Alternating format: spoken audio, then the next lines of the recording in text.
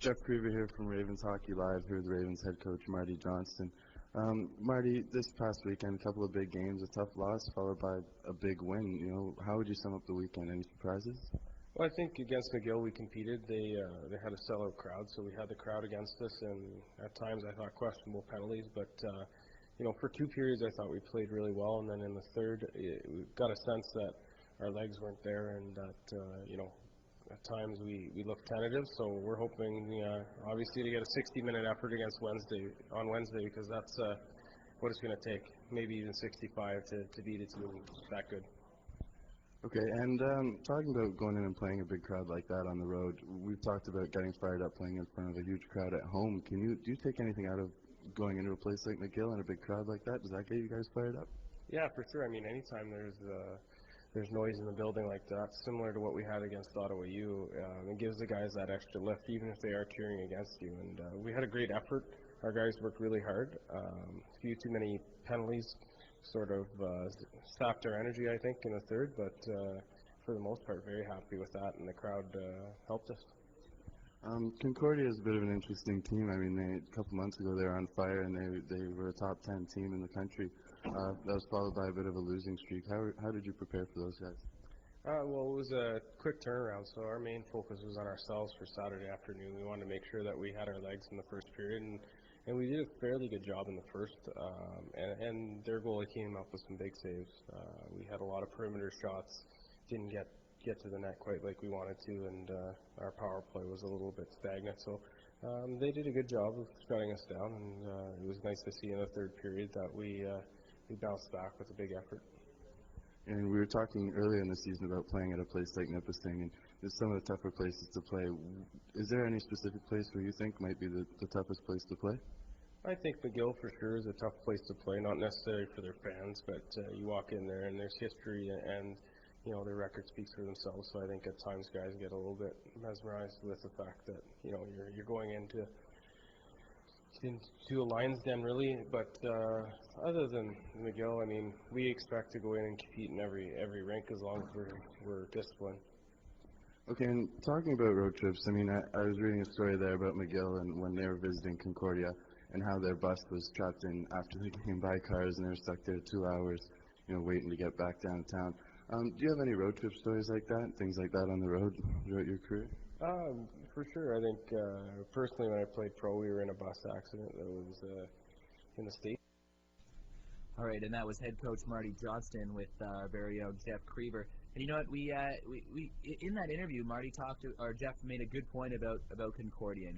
How they could be a tough team just because they've been on a bit of a losing streak. They were named top 10 in mid-November, and since then they lost 8-2 to Brock, 6-4 to UOIT, which is a bad hockey team, 11-2 to Lakehead, 7-4 to Lakehead, 6-2 to McGill, 6-5 to UQTR, 3-2 to Carleton. Took a lot of penalties in all these games, extremely undisciplined until they beat Ottawa U 5-3 on the weekend. And, that's a team that can score a lot of goals on you. To be honest, guys, I'm honestly scared about Concordia coming into our house on Friday night. I think there's legitimate concern because they're on a 7-game losing streak. They now are playing with a bit more confidence because they played Carleton pretty tight, almost beat them. They took them to Carleton in overtime last weekend. They might want revenge. And, I was talking to people from the red zone. They say they get up maybe most for Concordia's games because there's just a rivalry there. Yeah, I think that Concordia is a very underrated team. And if you just remember, just over a month ago, they were a top 10 ranked team, and they were winning a lot of games. They're just inconsistent. That's their biggest problem. They haven't been able to consistently win games. And I remember seeing them the first time at the Ice House and the way that these two teams matched up. And Concordia came out flying, and on the road to play like that, they went out with a 3-0 lead. That was a game when Carleton came from behind and scored 4 straight goals to win 4-3 in their home opener. And I think that might have set the tone for Carleton. But this is the second time now that Concordia will get a shot at them since then, and it's going to be interesting to see how they respond. Well, Concordia's massive. They're really long, seemingly endless losing streak against Ottawa U. And one of the main factors in that win over the weekend was that they scored the first 2 goals of the game.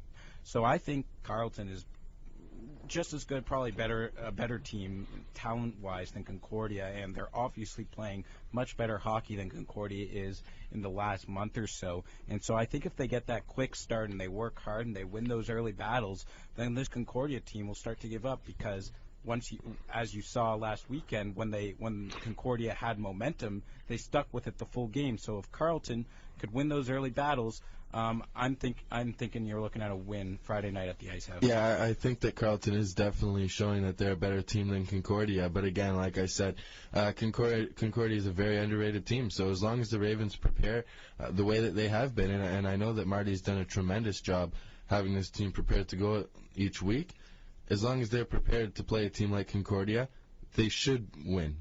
Yeah, but I think obviously the big one is another shot at number 3 McGill tomorrow. And you know what? Honestly, I think this could be the biggest game of the season for the Ravens so far. And you know, every game gets bigger and bigger, so I'll probably say that again later on. But you know what? It's a Wednesday night, middle of the week. It's a road trip. If you can go into McGill and steal a victory, steal 2 points on the road here, that's huge, especially because it sets the tone for the rest of the season, knowing you got to play McGill 2 more times after this. I think Carleton really wants at least the split with this McGill team. Show that, hey, you're going to play us in the championship. You're going to have to, if you want to get to the Nationals this year, you're going to have to go through us. We're not going to, fold over and bend down for you this time. We're going to come out and beat you. And I think beating them on the road and really sending a message to this McGill team could make for some really good competition here on out. It would definitely open some eyes, and I think that when you look at this team, and we were talking about getting exposure a little bit earlier. Well, beating teams like McGill gives you exposure, and it makes people on campus get excited. People, the casual fan on campus, the sports fan or the Ravens fan, and just the school spirit person isn't going to get all excited about 4-3 or 5-4 loss on the road to McGill. As well as the team played and as close as they are, that's not what gets people talking. You go to McGill and you beat a team like that, and people are going to talk, and I think that's what it comes down to. Yeah, absolutely. I think the boys are going to be fired up for this game against McGill on Wednesday night. It's a Wednesday night game, a rare weeknight road trip, and I think that's enough to fire up a team, don't you guys? I mean, you're going on the bus right after class, and you're heading out to Montreal with a bunch of your friends.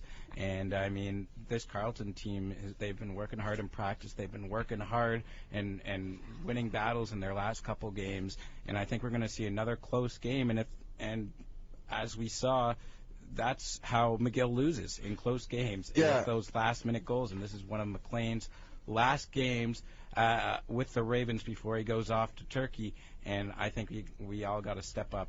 Those McLeans and the Plukitis and those sort of people, they got to step up. And and the beauty of it is they don't have to turn around and play Concordia the next afternoon out in Quebec. They get to come home and practice and reset. They have a day in between, and then get ready for Concordia on Friday. We will be there with Ravens Hockey Live. Jeff Krever and Mitch Goldenberg. Is Eric going to be there? No, I gotta skip out on this one. But you know what? Carleton's got to go all out tomorrow night. Use every last bit of energy. They got that day rest, and it's going to take every last bit of effort, last bit of energy to beat a team like McGill. This has been Ravens Hockey Live, guys. Thanks so much for listening to our first hour show. Thanks for listening online or wherever you are. From Jeff, Mitch, and myself, Eric Balnar. We wish you a good day. Yeah, and that Marty Johnston interview that got cut off there, you can get that on our site and on YouTube, so remember to check that out. And anything else, check out our show on YouTube. And remember, come look for me and Mitch on Friday. We'll be at the game. And this is BBC News. BBC News with Zoe Diamond.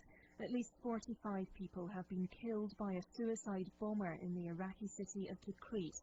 About 150 others were injured in the blast as a police recruiting centre